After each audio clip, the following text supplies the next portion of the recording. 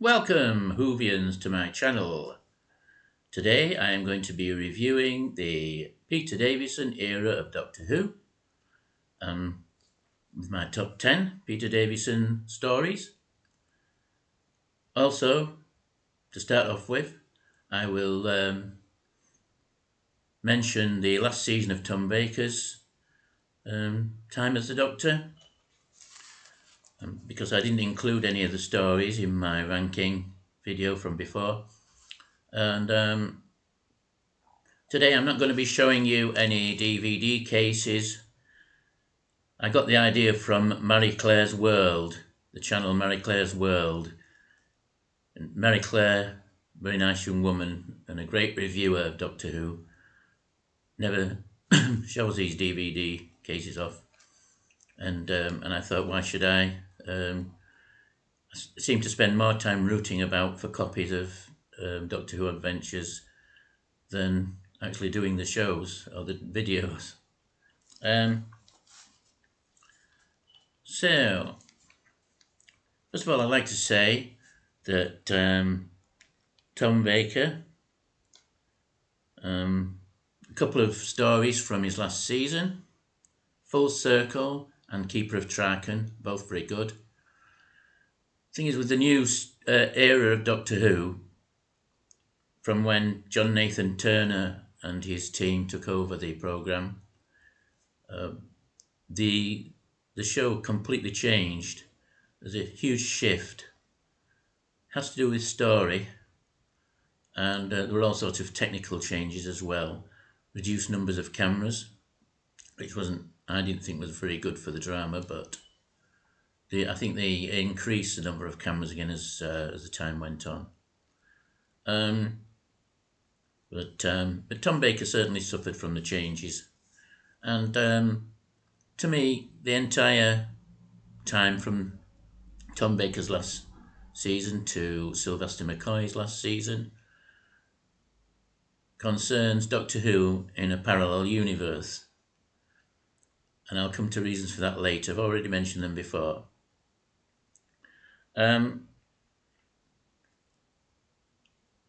The great thing about this time is that there tended to be very rare or even original science fiction concepts.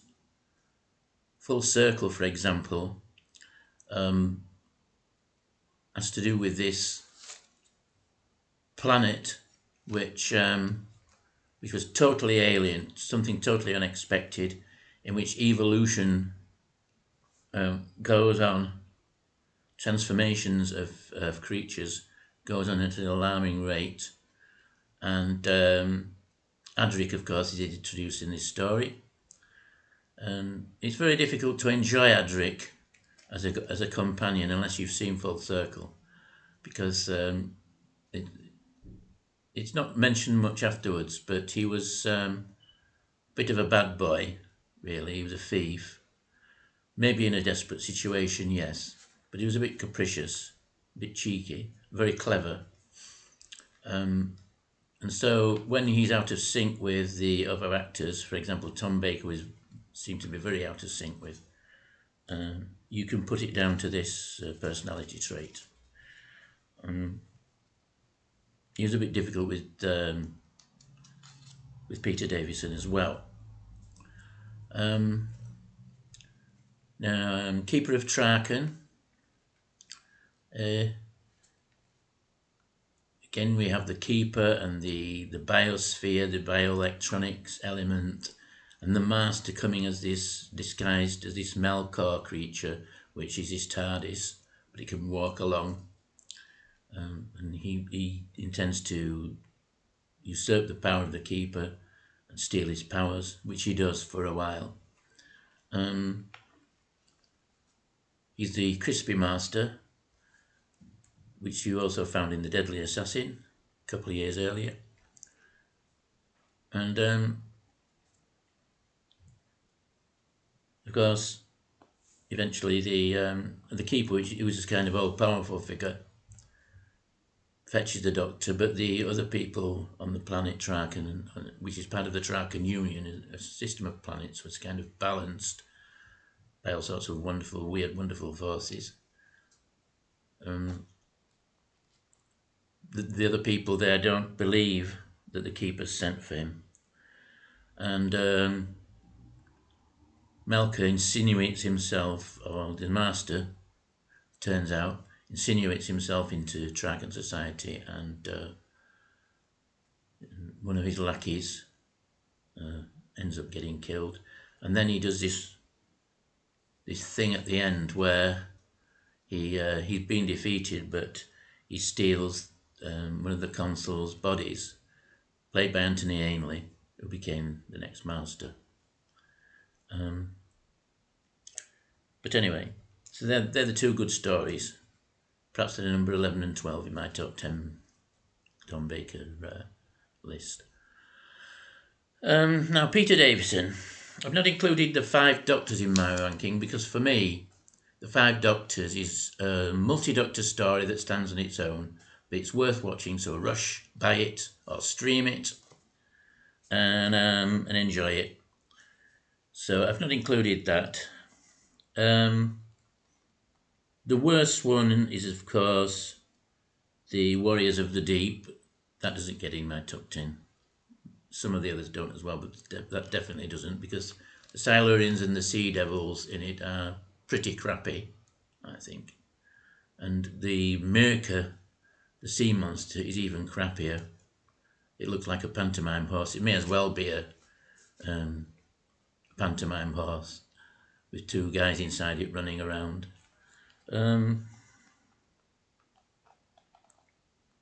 Now, the shift that I'm talking about in terms of story, what I found was, at first, things improved after a while. At first, when the series returned to sort of classic monsters,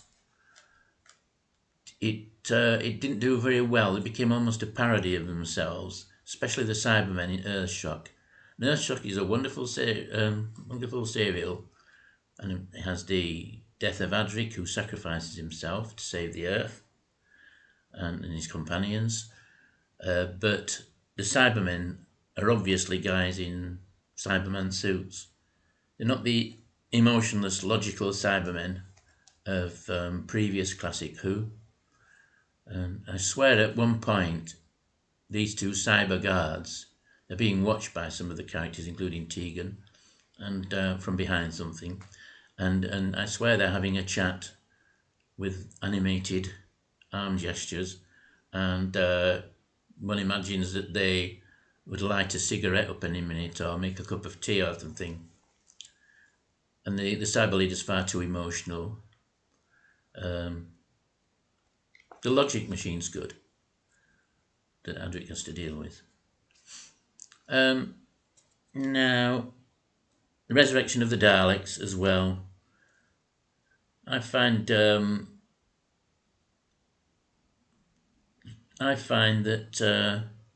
it's a little bit pedestrian. How can I put it? It's a good story. The Daleks, I think the Daleks sometimes aren't used very well. They tend to be a bit monotonous, a bit predictable, and so on and so forth. I won't go farther into that. It's a good story. It's worth a watch. They're both worth a watch, Cyber and the Dalek story. But they can't get in my top 10 because I prefer some other videos. Now, I'm not going to agree with very many people with this. This is the thing I like about Marie Claire's rankings and reviews. She doesn't agree with the polls or with the sort of thing that Whovians generally agree with one another about, and I like that. And that's a bit like me. I have my own opinions and my own preferences and my own reasons for them. So, till I begin, let's see, what have I got written down? Is there anything that I haven't mentioned yet? Right. Well, number 10, I've got one which many Whovians and sci-fi addicts have as their number 1, and it's The Caves of Andrazoni, which is Peter Davison's last story. and at the end of which he regenerates into Colin Baker, the irascible, multicoloured Colin Baker. And it's a great story, but the one thing that lets it down is the crap monster that keeps appearing. It looks ridiculous, and it shouldn't be there. It performs almost no function whatsoever to the story. Apart from that, it's great. Sharazek is a great villain. He's partly sympathetic, as great villains should be. A bit like Mavic Chen was in the Dalek Master Plan. Excuse me while I have a drink of tea. And performance of Puri. Well, for me, being a guy always elevates any story that she's in, because she's so glamorous. But the tense situation, what's his name, Margus, he's also a great villain. In fact, everyone seems to be a villain in this.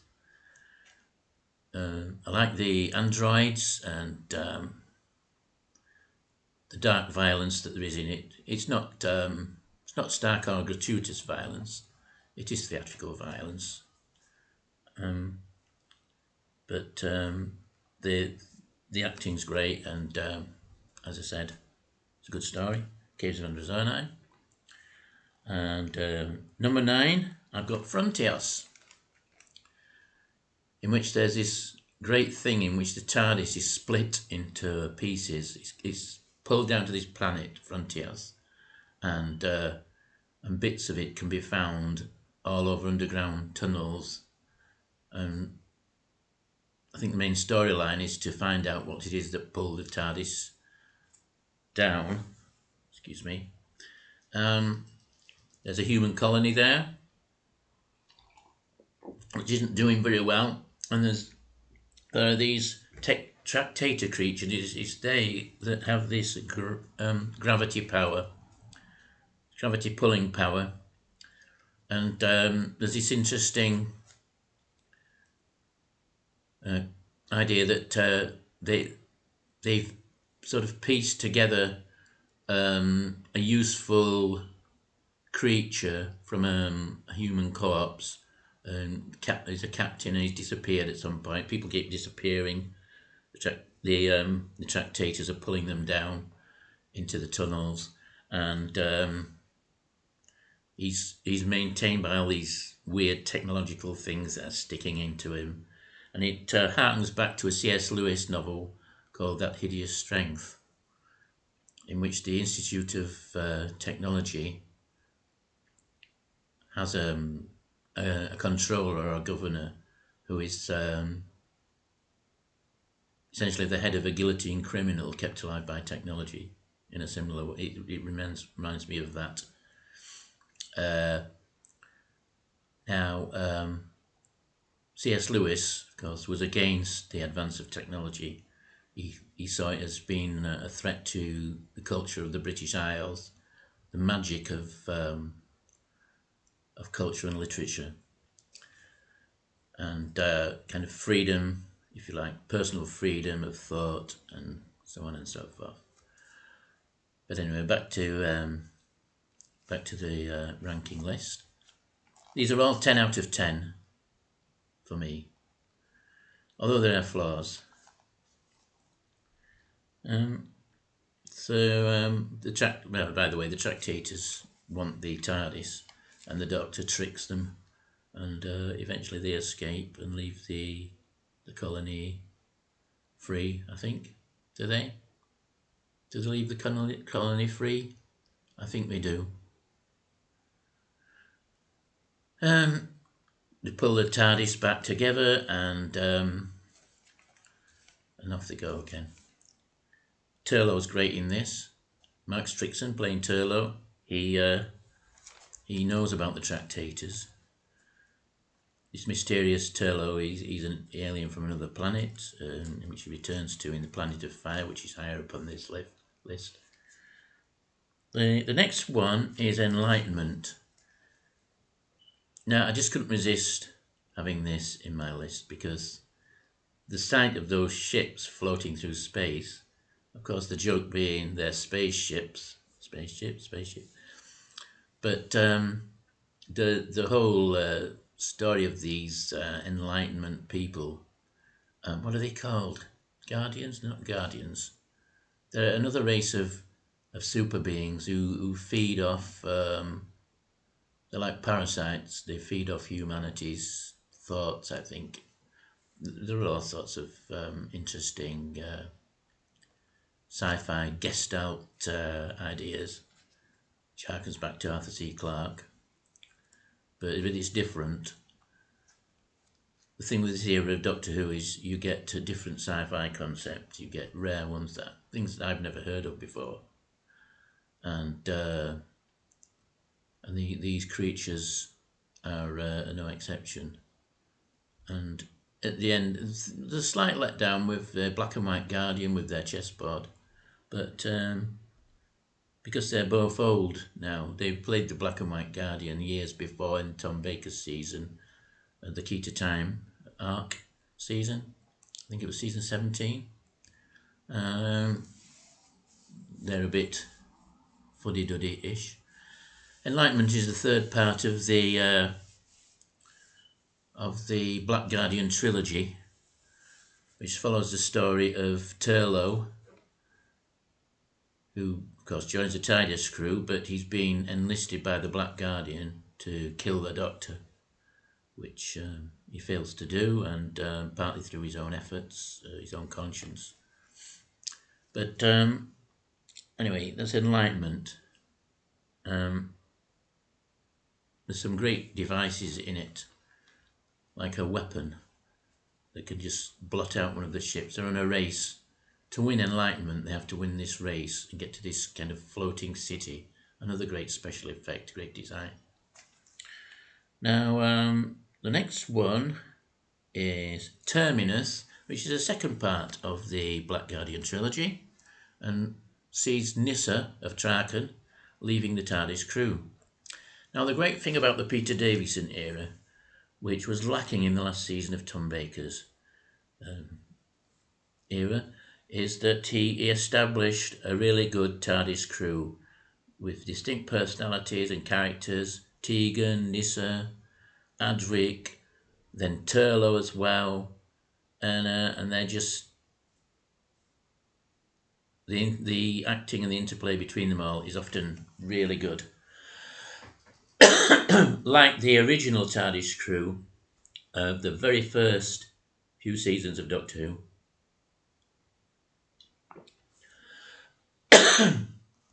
in which William Hartnell, of course, played the Doctor.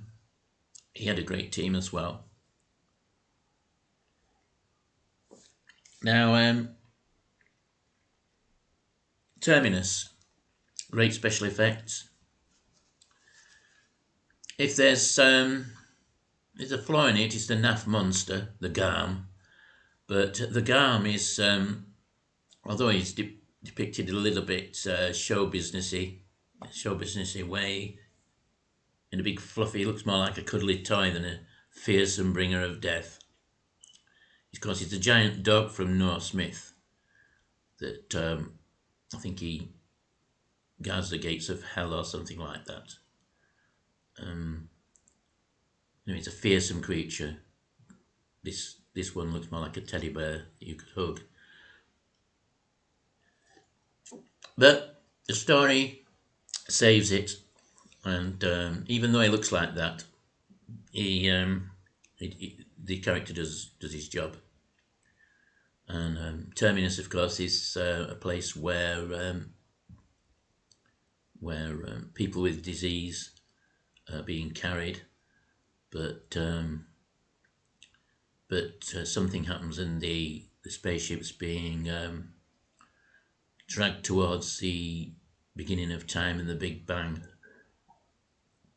which wouldn't be a good thing. I won't go any further into that. Well worth a watch. Nyssa leaves to look after the Lazars, as they're called, which is a straight reference to lepers. Lazars, leopards.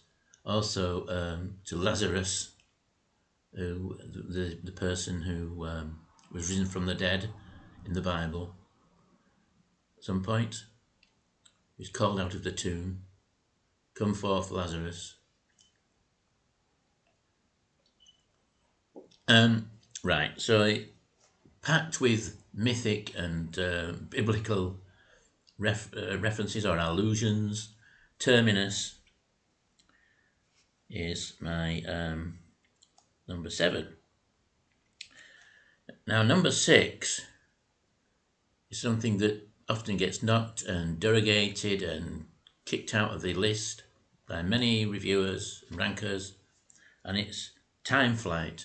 I'm a big fan of Timeflight. I like the real locations with the airport and the Concorde, and some of it's performed inside an aeroplane. There's a great scene where Peter Davison sat in the cockpit with the pilot and the co-pilot. And in this story, this Khalid figure, he's called Khalid, and he's a kind of pantomime villain. All made out like an oriental magician, and he's kidnapping these Concorde with the human cargo, bringing them back millions of years to a prehistoric, primeval time on the Earth. The Doctor arrives and these aeroplanes are disappearing, and of course Khalid turns out to be the Master. And it's strange because Anthony Ainley's performance, after he's revealed as the real identity of Khalid, is a bit less panto than it often was, compared to Roger Delgado's Master, who's supposed to look like, I think.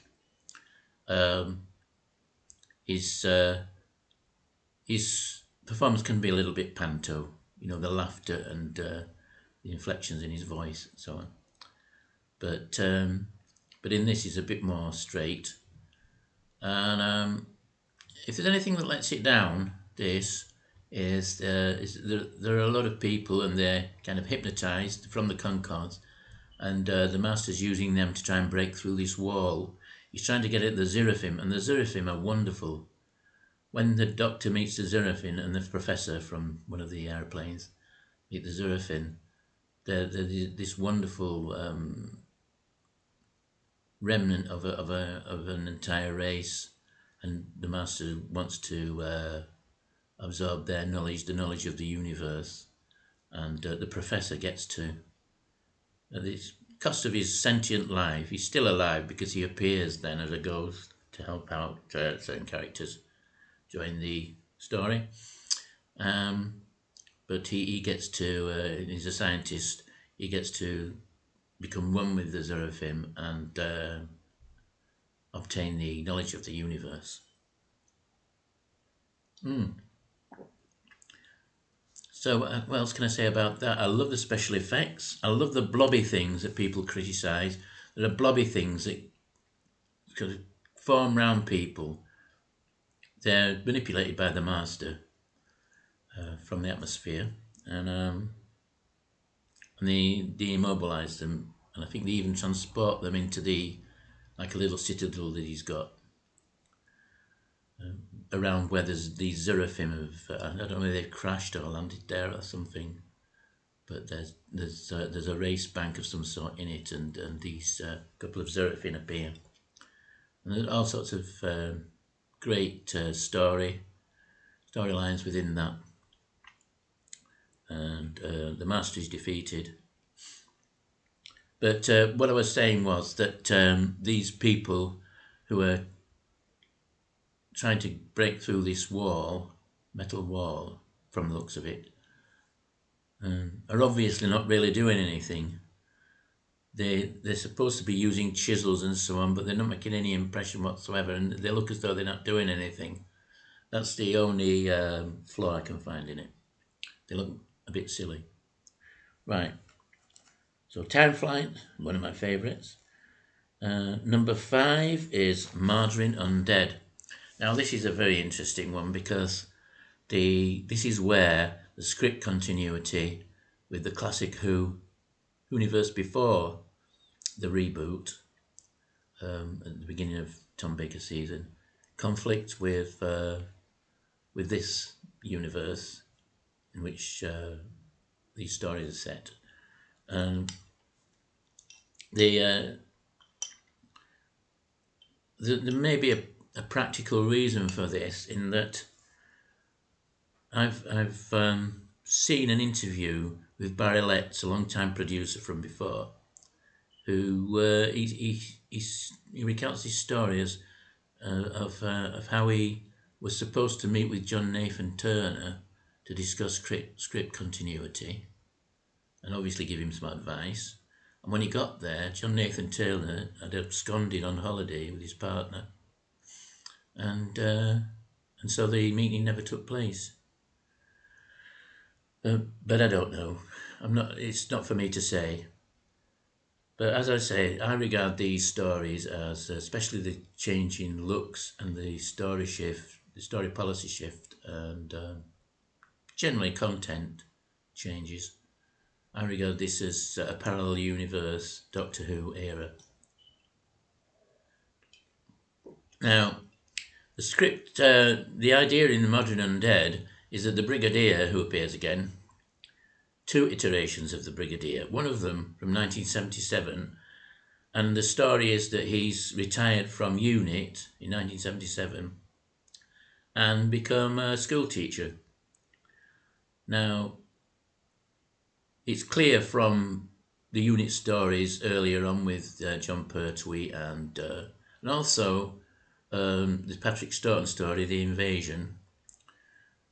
The stories were set in the late 70s, and or even 1980. I think The Invasion was definitely set in the late 70s. It was mentioned, and the John Pertwee stories and some subsequent Tom Baker stories were set around 1980. Because Sarah Jane Smith in Pillars of Mars tells this Victorian guy, or a guy in Victorian England, that she's from 1980.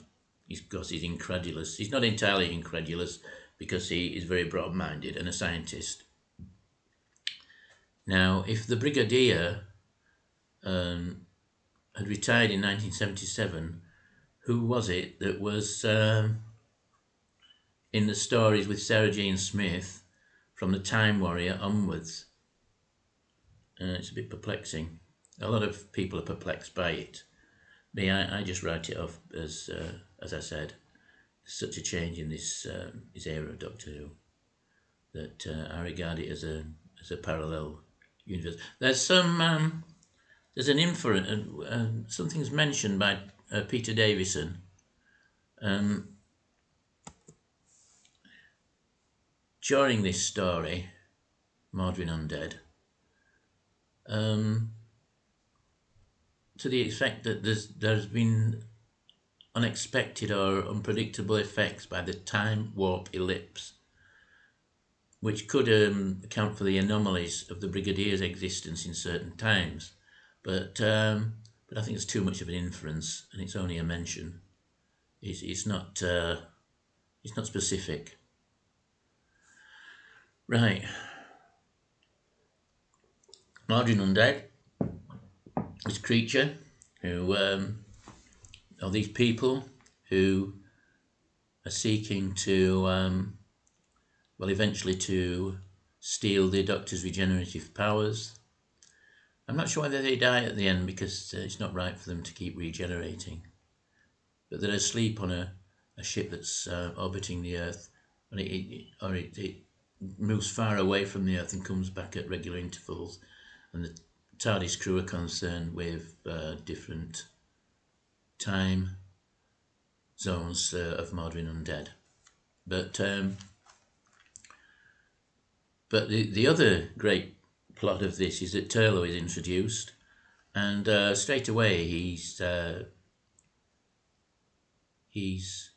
recruited by the Black Guardian in a sort of dream sequence to kill the Doctor, and the Black Guardian, he promises him that he can escape from Earth and go back home, and he lies to Turlo and tells him that the Doctor's the most evil being in creation, and that sort of thing.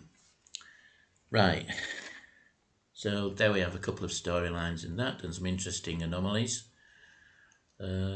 involving the unit family timelines.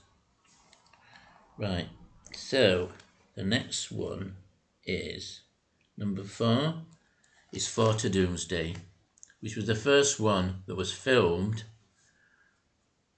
of the Peter Davison serials, but it was the second one shown. It wasn't the post-regeneration story.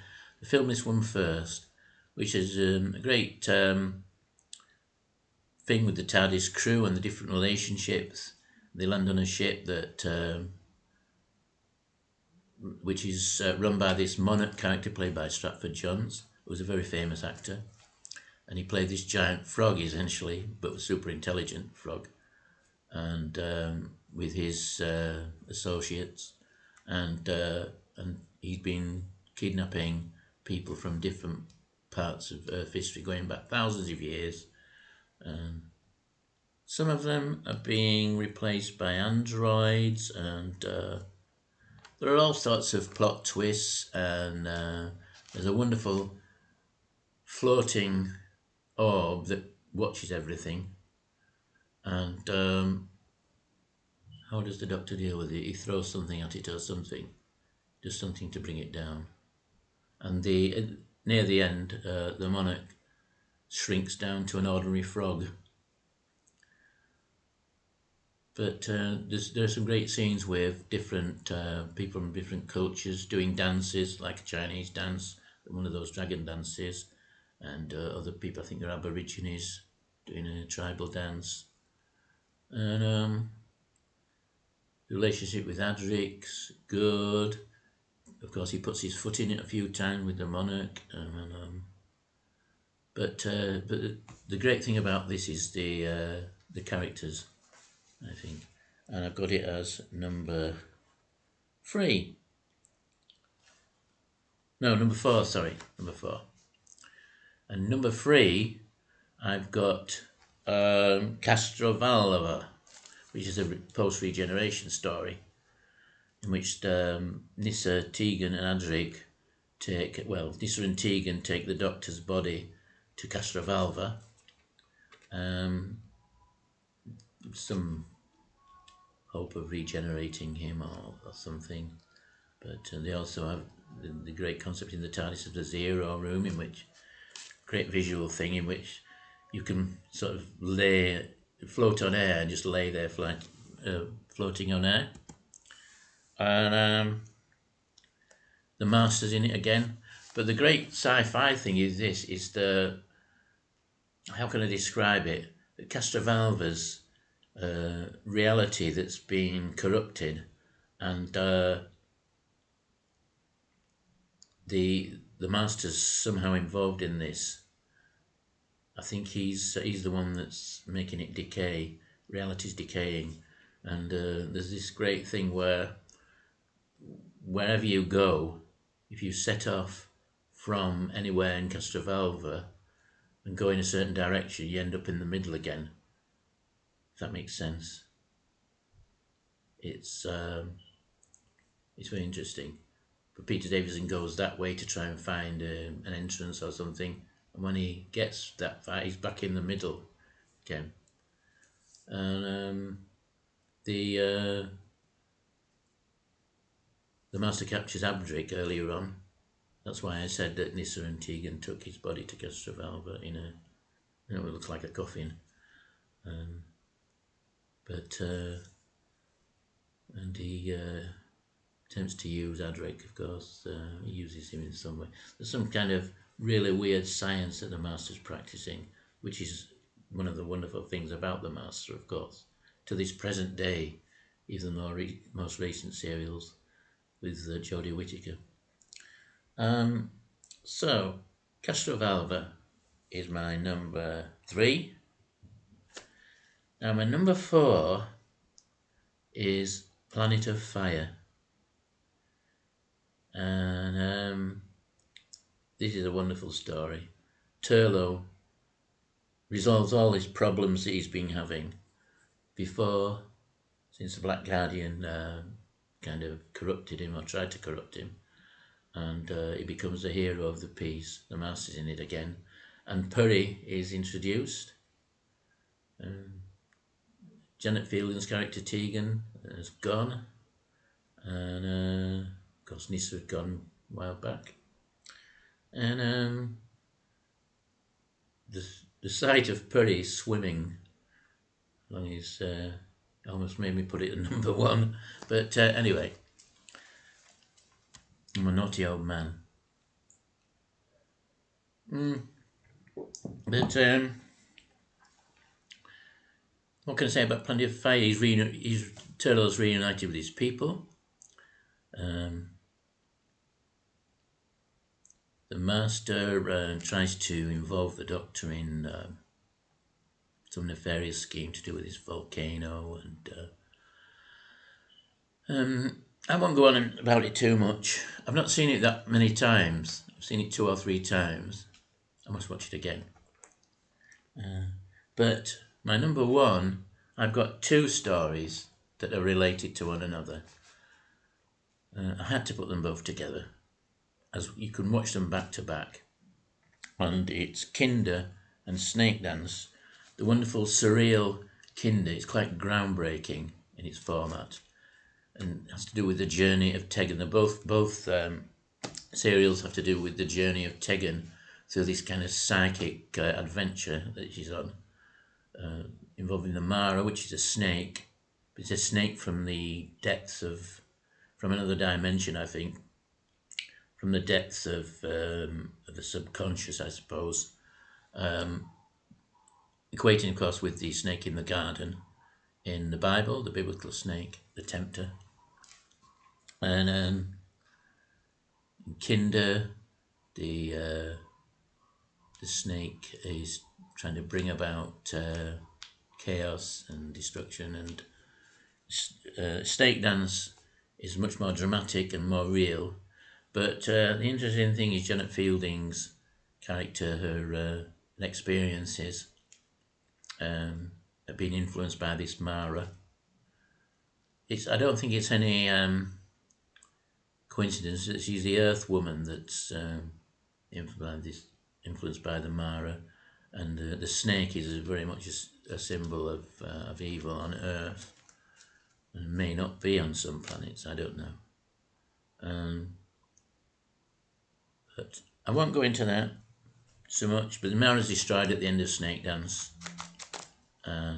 Martin Clunes is great in Snakedance, and what's her name? Norris Hughes as the lady scientist in Kinder. She's great as well.